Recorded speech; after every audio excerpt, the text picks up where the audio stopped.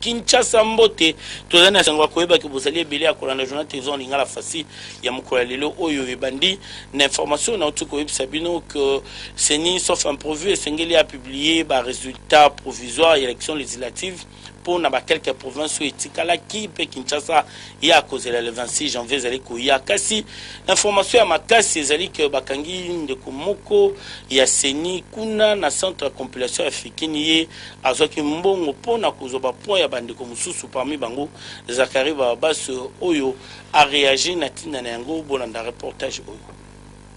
En tant que candidat député national nalingi na attirer attention ya président ya Seni pasteur Ngoyi Mulunda pona nungu na tricherie oza kosala niveau africain. Vigilance ya ba témoin na biso et sali à sorte que to dénicher mafia oyo ezo sala na kati ya Seni. Pona ba point ya Zakari Babas bon mekana bino kututé. Ba point na ngai nyonso to aucun iota ne sera enlevé pour la zala ba PV na ngai ngona fani nye.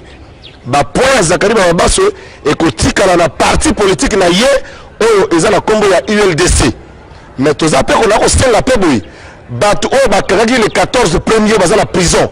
Bato oyo bapesaki bango mbongo so baza ba candidat ils doivent être invalidés.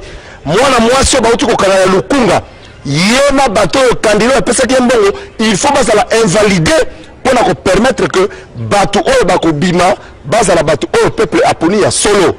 Ngai Zakari na kondima échec soki ba point na nga nyonso tout ndenge ba témoin na nga ba lokotela na yango na ba centre nyonso tout ya vote ezala conforme.